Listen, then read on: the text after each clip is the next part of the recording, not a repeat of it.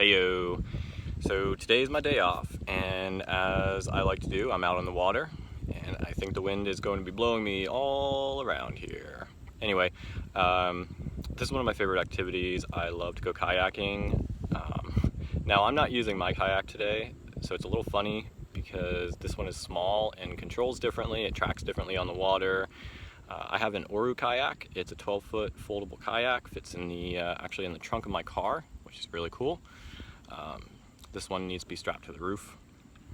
Anyway, I'm out on the water, and days off are important. I was talking about that whole work-life balance yesterday. Oh, which reminds me, I did post the video from the morning. It was a motivational thing, so, mindset. You wake up in the morning and you basically declare how your day's going to go. It was a little bit of an experiment. I don't normally do that. I've practiced with other things, such as, writing out your daily your goals. So like 15 times a day, just 15 lines, like the old on the chalkboard thing.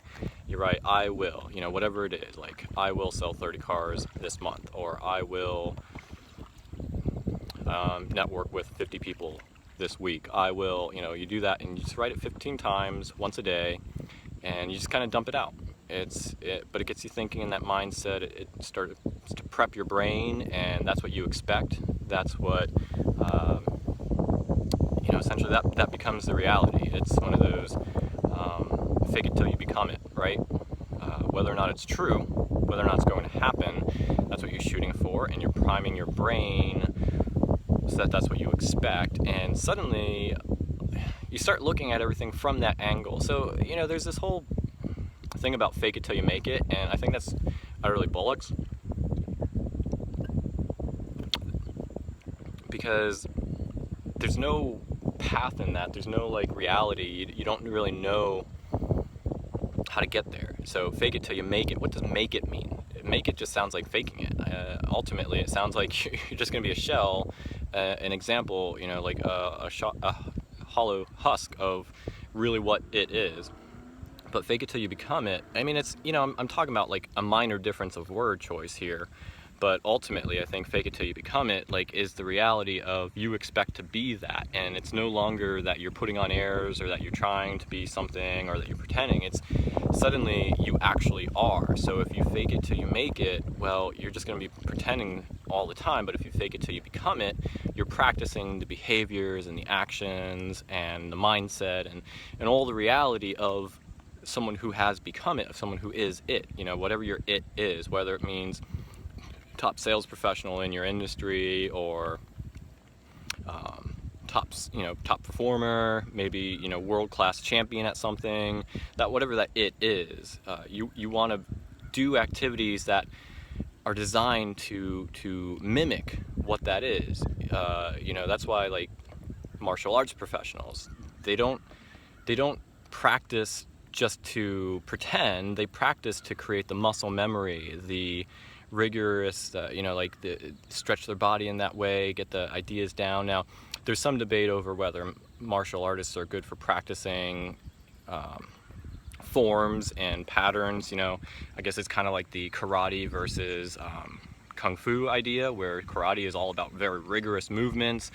I do A, and then I do B, and then I do C, which kind of loses the improvisation portion, whereas kung fu is more about, I have these skills, so I practice the A-B swing, and I practice the B-C kick, and I practice these, and I learn and I practice different patterns of these, so that in the environment, when I actually need to use them, which is hopefully never, my body can naturally react and string together the right combination. Not just one memorized set, but the whole string of to be an ever-flowing sort of performance art. So I gotta pause for a second here and start paddling, because I'm drifting towards shore, and that's not gonna be cool.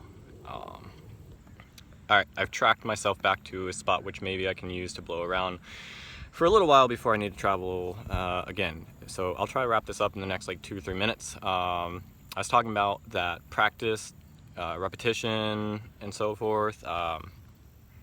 See if I can come to a point with that. but yeah, priming yourself helps you, first of all, prepare. You know, it's the whole idea of at night, what are the 6 things or the 3 things that you need to accomplish the next day? Write those out the night before, and then wake up and start to tackle them right away. Well, this is kind of in a similar vein, where I'm priming myself to think as the person who does that thing. You know, for me, it was, I will sell a car today, because right now I'm kind of in a slump, and a sales slump. So the idea is I will start off the day by declaring, and then doing the activities and practices that are intended to help me achieve that goal. Whether or not I achieve that goal, I've primed myself, so my chances are a whole lot higher of actually achieving that goal. Anyway, to bring that all the way around, what I was talking about in the first place is on my day off, which is where I'm at, and the whole work-life balance thing.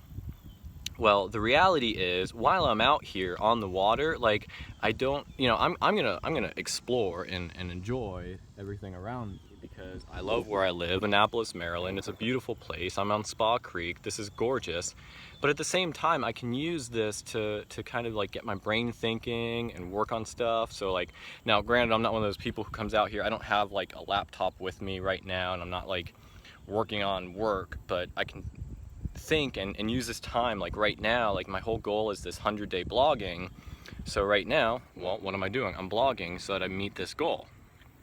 Hold on, I gotta set this up for just a second here, or else I'm gonna run into this boat, and I don't want to do that. But yeah, how's that for a kayak cam? Anyway, that's that. You know, like, even your downtime is it's not about making work everything that you do, but don't be afraid to work in the oddest of circumstances. Maybe out here, you know, you network with somebody, or you do some role plays with your friend, or you come up with something. But at the same time, like, I'm getting recharged because I'm out on the water and I'm enjoying kayaking. It's just the reality of it is, you know, it's not about doing less work. It's about enjoying what you're doing more. And a lot of the time that's going to require more breaks than you feel are necessary. You know, forget what book it is. Maybe it's Malcolm Gladwell, or I don't know. But I read something about like how world-class musicians, usually they only practice for 6 hours a day or something. They'll practice intently for 2 hours and then take a 90-minute break. You know, or maybe it's the other way. I don't know. Maybe it's the other way around. 90-minute practice and then a half-hour break. But they'll only do like 3 sessions of that, and so they practice probably a lot less than you would expect. But it's those breaks that are ultimately important. You know, I don't know what they do in those breaks, and it's probably different for everyone. Maybe they go for a walk, maybe they go for a hike, maybe they just relax or read a book or something. It's just, I think there's a lot more value in breaking up the day into chunks, and I can talk more about that because I've experimented with chunking. But, you know, breaking the day up into chunks as opposed to like these long stretches. You know, I envision a point in the future where even on like a solid work day, like maybe I take an hour off to go kayaking, you know, and then I go back to work recharged and resume. Like, you can't, the reason so many people burn out is because they think that they need to do the work all day long and in these long stretches and reach a goal. You know what, there's a lot more value in sometimes stopping for the day or stopping for a time and taking a break to relax, recharge, refocus. I mean, that's nothing new. I'm not giving any original ideas here. These are, you know, this is as old as time itself as an idea. Anyway, I'm totally off track of what I was even going to talk about in the first place. I don't remember. I'm out on the water. I got my buddy with me. We're having fun. So I'm gonna end the video here. Hopefully there was some worthwhile thought in here. Maybe I'll try to highlight it out. Yesterday's video was horribly edited, aka not edited at all. There will probably be a few more of those before I work up the courage to try and do some editing. Anyway, day 3 is awesome. Peace out. Catch you tomorrow. Oh, and don't forget to like and comment. Thumbs up, comment, do all the fun stuff. I'm gonna work out my own, you know, doobly-doo kind of thing, but we're not there yet. One step at a time.